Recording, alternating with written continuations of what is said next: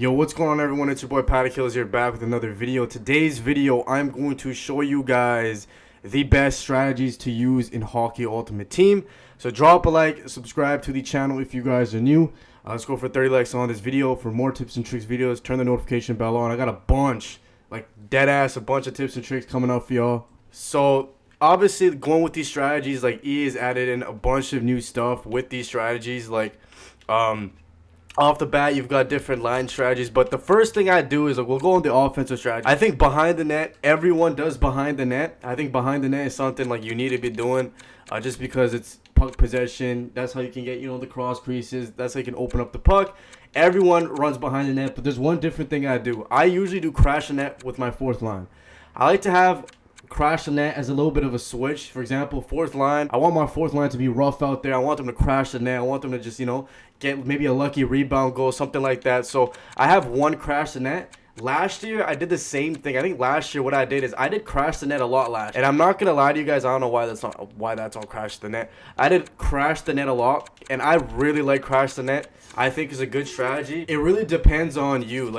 I think the best thing is probably do behind the net for every single one. But if you like to play a little bit of aggressive and you want to just have a little bit of fun with the fourth line, go ahead and test crash the net. I've been using it since last year, so that's kind of what I do with this. I also have everything to 10 with the energy, bro. The thing is with this, your guys can get tired really quick, so you want to be aware about your lines. You want to do quick line changes. It just means that when every single time your guys are out there on the ice, they're going to give 100% of their energy. The reason why I do this is, man, I want my guys to be fast. I don't want them to sag off and stuff like that, bro. I want them bro, go get the puck, man. Go, let's win this game, bro. You know what I mean, type shit.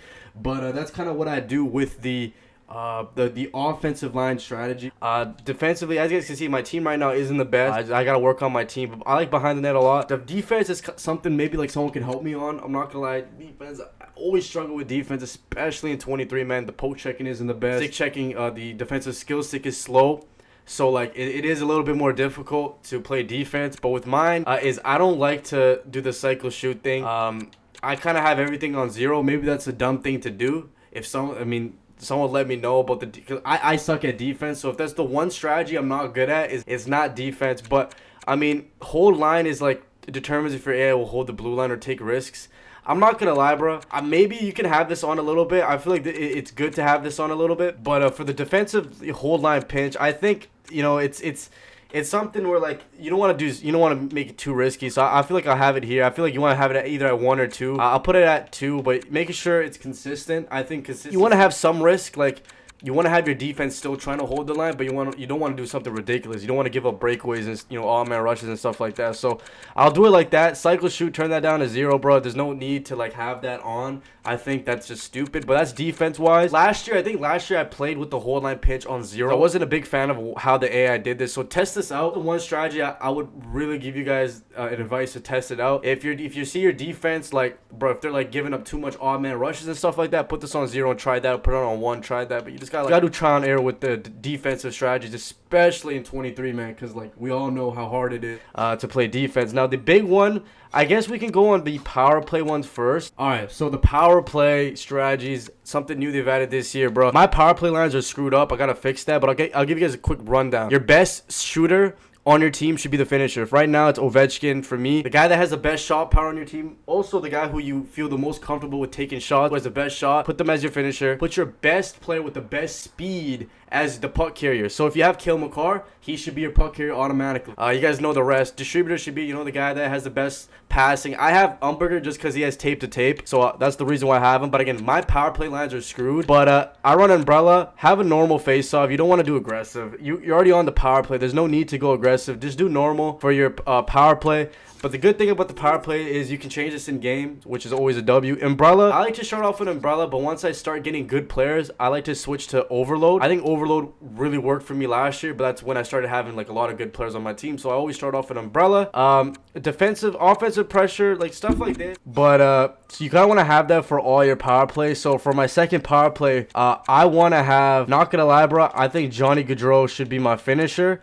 Distributor, I'll put at I think Shen, and I'll put Johnny Gaudreau as the puck carrier. That's kind of what I want to do. Again, same thing. Copy your same power play formation. You don't want to do a 1-3. Just do consistently, man. Do an umbrella. Do normal.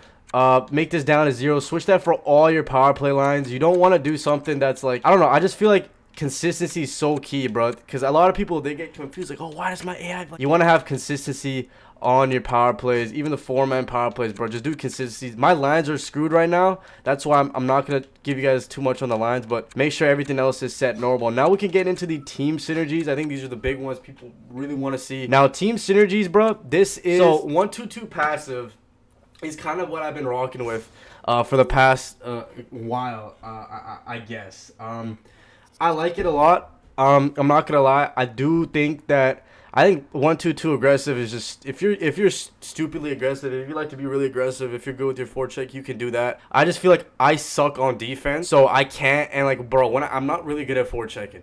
Like, I'm a type of player where like I get really lazy. I want to just like I make stupid hits, so I can't play aggressively. I'm gonna get screwed. I'm gonna get caught. I like the 1-2-2 passive because it's a passive forecheck.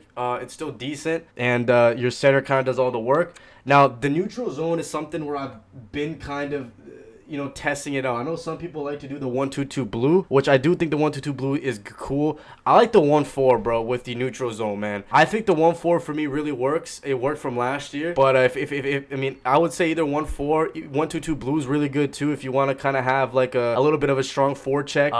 With the 1-2-2 blue though, you know, as you can see, you're gonna have three. You can have your center up front. You're gonna have 2 of your wingers kind of in the, you know, the neutral zone. Then your defense is gonna be back, so that's really good for that. I don't think 1-2-2 red's smart. I don't know. 1-2-2 red's not bad. I do think 1-2-2 red. It kind of really depends on how you play.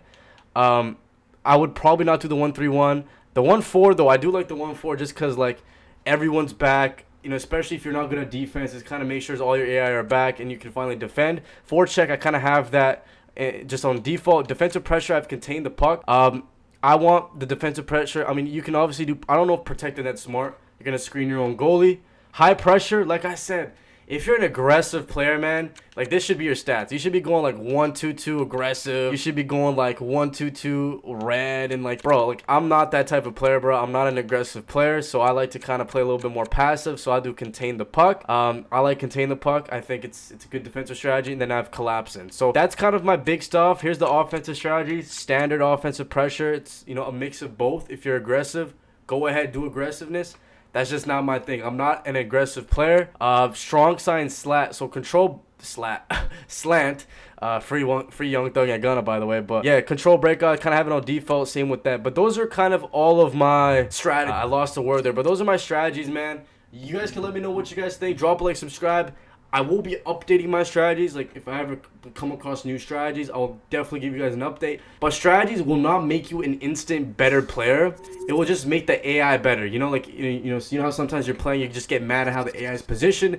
It's kind of what that is. I do think it is beneficial to have good strategies. I do think it is, like, a big difference.